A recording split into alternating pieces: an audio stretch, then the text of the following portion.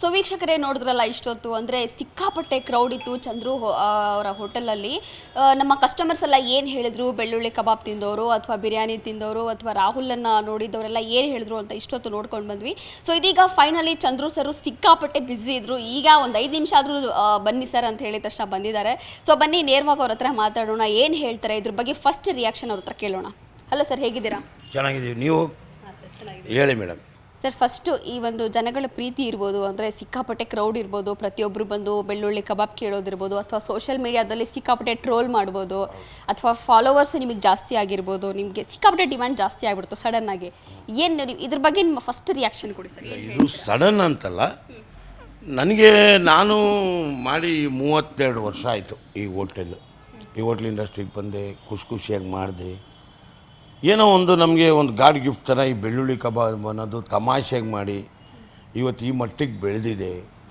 ಇದ್ರ ಜೊತೆಗೆ ನಮ್ಮ ರಾಹುಲ್ ಅನ್ನೋ ಪದ, ರುಬ್ಕೊಡಪ್ಪ ನೋಡ್ಕೊಡಪ್ಪ ಅಂತ ಹೇಳಿದ ಪದಗಳು ಜನಕ್ಕೆ ಭಾಳ ರೀಚಾಗಿ ಅದ್ರ ಬಗ್ಗೆ ಟ್ರೋಲೆಲ್ಲ ಮಾಡಿ ಜನ ಬರೋಂಗೆ ಮಾಡಿ ಈಗ 1 ತಿಂಗಳಿಂದ ನಾವು ಯಾವ ಥರ ಇದ್ದೀವಿ ಅನ್ನೋದು ನಮಗೆ ಗೊತ್ತಿದೆ. ಆ ಭಯ, ಅವ್ರನ್ನೆಲ್ಲ ಬರಬೇಕು, ಅವರು ಪರಿಪೂರ್ಣತೆಯಿಂದ ಊಟ ಕೊಡಬೇಕು. ನಾನು 38 ವರ್ಷದಿಂದ ಎಲ್ಲರನ್ನೂ ಪ್ರೀತಿ ಕಳಿಸ್ಕೊಂಡಿದ್ದೆ, ಎಲ್ಲಿ ಪ್ರೀತಿ ಕಳ್ಕೊಂಬಿಡ್ತೀನಿ ಅಂತ ಭಯ ಆಗಿದೆ. ಸೊ ಅದಕ್ಕೋಸ್ಕರ ನಾನು ಏನೇನು ಚೇಂಜಸ್ ಮಾಡಬೇಕು, ಎಲ್ಲ ಥರ ಅವ್ರು ಬಂದವ್ರು ಬೇಜಾರಾಗಬಾರ್ದು, ಬಂದವ್ರು ಖುಷಿಪಟ್ಟು ಹೋಗಬೇಕು. ಅದಕ್ಕೋಸ್ಕರ ತುಂಬ ಶ್ರಮ ಪಡ್ತಾಯಿದ್ದೀನಿ. ದೇವ್ರು ಕೊಟ್ಟಿದ್ದಾನೆ, ಇಷ್ಟೆಲ್ಲ ಕೊಟ್ಟಿದ್ದಾನೆ ಅಂದರೆ ಅದಕ್ಕೆ ನಾವು ಮಾಡಿದ ಶ್ರಮವೂ ಇದೆ, ಜನ ಅಭಿಮಾನಿಗಳ ಬಳಗನೂ ಇದೆ.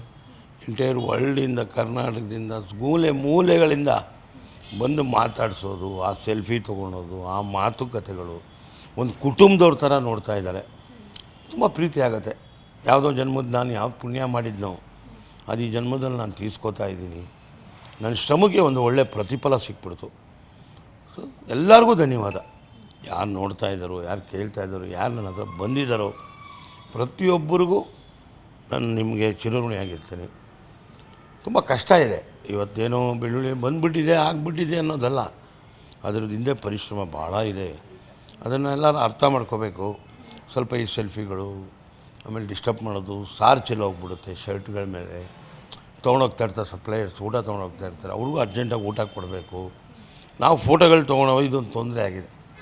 ಇದ್ರ ಜೊತೆಗೆ ಒಬ್ಬೊಬ್ರು ಸುಮ್ಮನೆ ರಾತ್ರಿ 11 ಗಂಟೆಲಿ ಫೋನ್ ಮಾಡೋದು, ಬೆಳ್ಳುಳ್ಳಿ ಕಬಾಬ್ ಕೊಡ್ತೀರಾ ಸರ್, ಹೆಂಗೆ ಮಾಡೋದು ಸರ್, ಹಿಂಗೆ ಬಿಡೋದು ಸರ್ ಅಂತೆಲ್ಲ ಕೇಳ್ತಾರೆ. ರಾಹುಲ ಹೆಂಗೋ ಒಂದು ಸಾರ್ ಅಂತಾರೆ. ಒಂದೊಂದು ಟೈಮಲ್ಲಿ ನಮಗೂ ಎಲ್ಲ ಒಂದೇ, ನಾವು ರಿಲ್ಯಾಕ್ಸ್ಗೆ ಹೋಗಬೇಕು. ಬೆಳಿಗ್ಗೆ ಎದ್ದಿರ್ತೀವಿ, ರಾತ್ರಿವರೆಗೂ ಕೆಲಸ ಮಾಡಿರ್ತೀವಿ. ನೀವು ಸ್ವಲ್ಪ ನಮ್ಮ ಬಗ್ಗೆ ಯೋಚನೆ ಮಾಡಿ ಇರಿ. ಪ್ರೀತಿ ಇದೆ, ಆ ಪ್ರೀತಿಗೊಂದು ಇತಿ ಮಿತಿ ಅನ್ನೋದೆಲ್ಲ ಇದೆ. ಇನ್ನು ಸ್ವಲ್ಪ ಜನ ಮಿಸ್ಯೂಸ್ ಮಾಡ್ತಾಯಿದ್ದಾರೆ.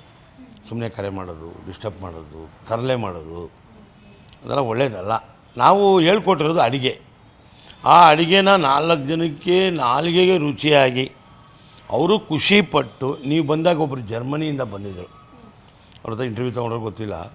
ಆ ಅಮ್ಮ ನನ್ನ ಮಗನಿಗೆ ನಾನು ಫೋಟೋ ಕಳಿಸಿ ನನ್ನ ಮಗ ಅಲ್ಲಿಂದ ಅಡುಗೆ ಮಾಡ್ದ. ತುಂಬ ಚೆನ್ನಾಗಿ ಬಂದಿತ್ತು ಚಂದ್ರು, ನಮ್ಮ ತಂದೆ ತಾಯಿ ಆಶೀರ್ವಾದ ನಿಮ್ಮ ಮೇಲೆ ಇರಲಿ ಅಂದರು. ಆ ಪ್ರೀತಿ, ಆ ವಿಶ್ವಾಸ, ಆ ಮಾತಿದೆಯಲ್ಲ, ಅದನ್ನು ಉಳಿಸ್ಕೊಂಡೋದ್ರೆ ಸಾಕು. ನಾನು ಇದುವರೆಗೂ ಒಂದು ಎತ್ತತ್ರ ಒಂದು ಕಲೆಕ್ಟಾಗಿ ಒಂದು 90 ಅಡುಗೆ ಮಾಡಿದ್ದೀನಿ. ಅದು ಆಮೇಲೆ ನಾನು ಮಾಡುವ ಆಡು ಭಾಷೆಯಲ್ಲಿ ಜಾಲಿಯಾಗಿ ಮಾತಾಡಿಕೊಂಡು ಪ್ರತಿಯೊಂದು ಅಡುಗೆನೂ ಎಂಜಾಯ್ ಮಾಡಿದ್ದೀನಿ. ಆಮೇಲೆ ನಾನು ಯಾವುದೇ ಒಂದು ಕೆಲಸನ ಅಯ್ಯೋ ಹೆವಿ ಅಂತ ಅನಿಸಲ್ಲ. ಈ ಬೆಳ್ಳುಳ್ಳಿ ಕಬಾಬ್ ಮಾಡಿದ್ದು ಅದೇ ಥರ. ನಮ್ಮ ಕ್ಯಾಮ್ರಾಮ್ಯಾನ್ ಹೇಳಿದ್ರೆ ಏನೇನೋ ಡಿಫ್ರೆಂಟಾಗಿ ಮಾಡಿರಿ ಒಂದು ಐಟಮ್, ಅದು ಮಾಡ್ತೀನಿ ನೋಡಿ ಸರ್ ಅಂದೆ. ಮಾಡಿರಿ, ಬೆಳ್ಳುಳ್ಳಿ ತಿಂದರೆ ಜೀರ್ಣಕ್ಕೆ ಒಳ್ಳೆಯದು, ಕರಿಬೇವು ತಿಂದರೆ ಕಣ್ಣಿಗೆ ಒಳ್ಳೆಯದು ಅಂತ ಹೇಳಿ ತಮಾಷೆಗೆ ಮಾತಾಡಿಕೊಂಡು ಈ ಅಡುಗೆ ಸ್ಟಾರ್ಟ್ ಮಾಡಿದೆ. ಇವತ್ತು ಅದೆಲ್ಲೋ ಉತ್ತಂಗೆ ತೊಗೊಂಡೋಗಿದೆ. ಈ ಥರ ತುಂಬ ಅಡುಗೆಗಳು ಮಾಡ್ತೀನಿ, ಇನ್ನೂ ತೋರಿಸ್ತೀನಿ, ಇನ್ನೂ ಪ್ರೀತಿ ಬೆಳೆಸ್ಕೊಳ್ಳೋಣ. ನಿಮ್ಮ ಪ್ರೀತಿ ಯಾವತ್ತೂ ನನಗೆ ಚಿರಾಯವಾಗಿರಲಿ. ನೀವೇನೇ ಕೇಳಬೇಕಾದ್ರೂ ಕೇಳಿ, ನಾನು ಹೇಳೋಕ್ಕೆ ರೆಡಿ ಇದ್ದೇನೆ.